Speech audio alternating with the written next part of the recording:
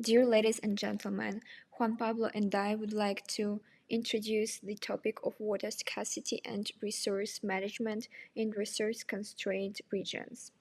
First, I will give a brief introduction about our topic. With this presentation, we would like to draw your attention to the actuality and relevance of this issue, and we will speak about the different aspects in which water scarcity influences our planet, including agriculture, industry sectors, as well as people's population and animal species.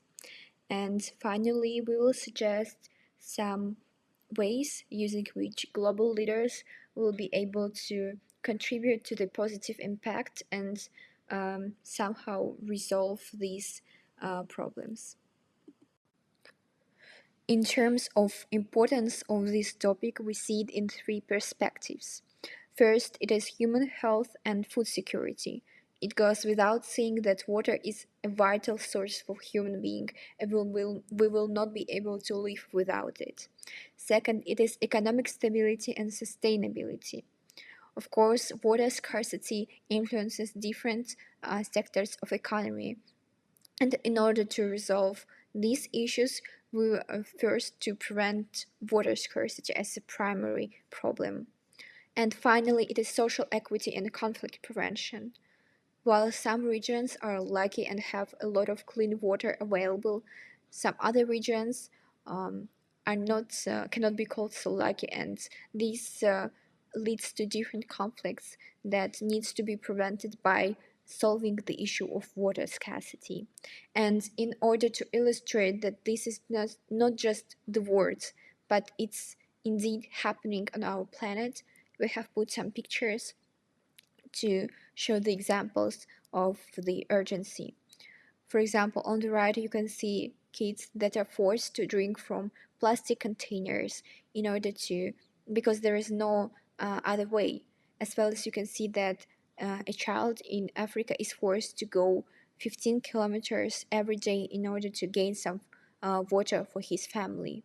On the left you can see the same situation, as well as you can see that water scarcity contributes to the increase in criminal rates, for example, in the Middle East, because of the illegal water markets.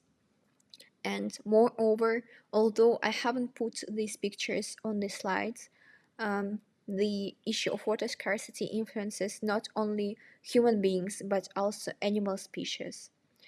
I didn't put these pictures on the slide because they're too heartbreaking, but just imagine plenty of animal corpses on dried fields, and it's just insane to imagine.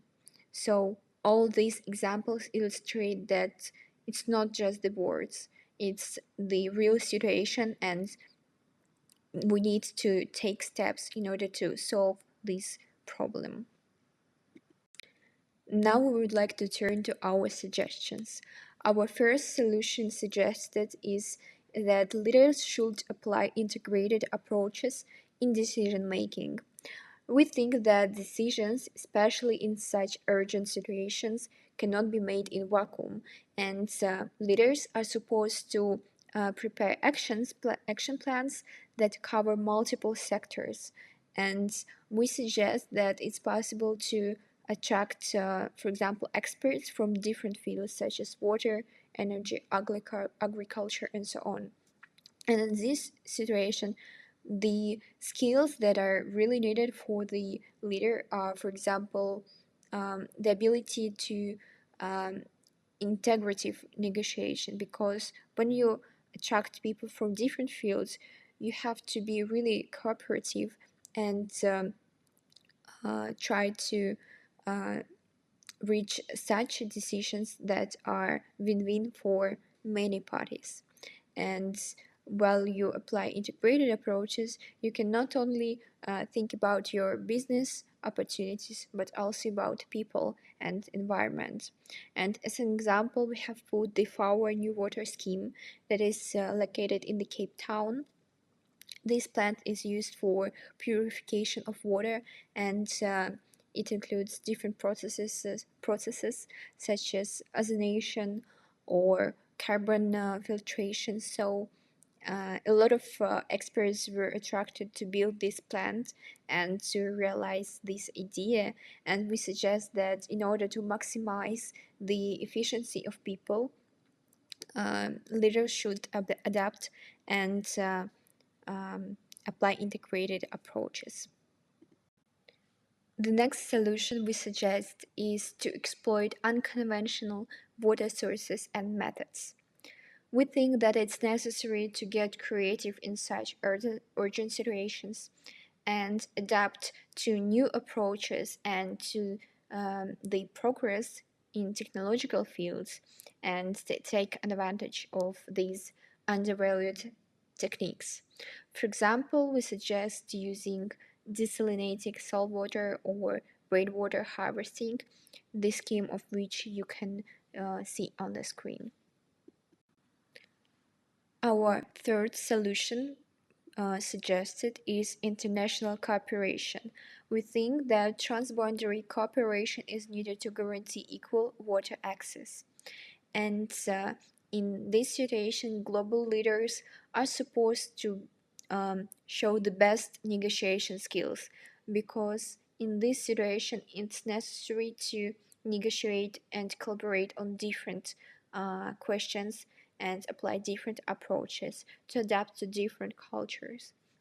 And in this area, we think it's necessary to implement international legal framework, because, for example, although there are some legal instruments concerned with water scarcity, they are not legally binding. So they act as soft law and are not states are not bound by them. So we suggest that it's necessary to develop some agreement in which all the legal aspects will be implemented, as well as it is necessary to turn to international organizations and international fora in order to discuss current trends and current issues, and to resolve them comprehensively and with people from different parts of the world. And on the screen you can see some organizations that work to resolve water scarcity problems. For example, it is United Nations Environment Program. Also, it is the UN Water, which is a specialized agency of the UN, which primarily issue is to its primary goal is to solve the problem of water scarcity. And finally, it is WWF, the World Wildlife Foundation, which primarily concerns with the water scarcity in animal species regions. And although it's only part of the organizations, it's necessary to understand that there are a lot of them, and we should, and this already shows that indeed this issue is urgent, and a lot of countries and organizations are working to solve it. Okay, so it's really important for us to take into account the policies from every culture and country, because in some countries there are obligatory policies to, as a company, implement sustainable actions. I think that that's the way it should be. Um, and in other countries, they give you benefits for being sustainable. So we have to take advantage and be strategic of this. It's also important to create awareness in our collaborators, so they create a behavior that will um, be linked to sustainable practices, not just in their company but also in their house. So we can create like a real change. And in the left part of the slide, we can see a map in which every country is evaluated um, to see how they protect the climate. Um, we could see a really good performance from Chile here in America, and in Europe, a really good performance from Portugal and the Nordic countries. Okay, so which leadership style should we use? And in this light, I think best leadership style that suits the situation, taking into account that there are different cultures and different perspectives on climate change and sustainability. Um, the transformational leadership suits perfectly the situation. And why? Well, because it consists in inspiring and guiding our collaborators and also motivating them to become real agents of change, so they to be committed to this problematic. And I think it's really important for us to create awareness of that and to create connection between the problem and them.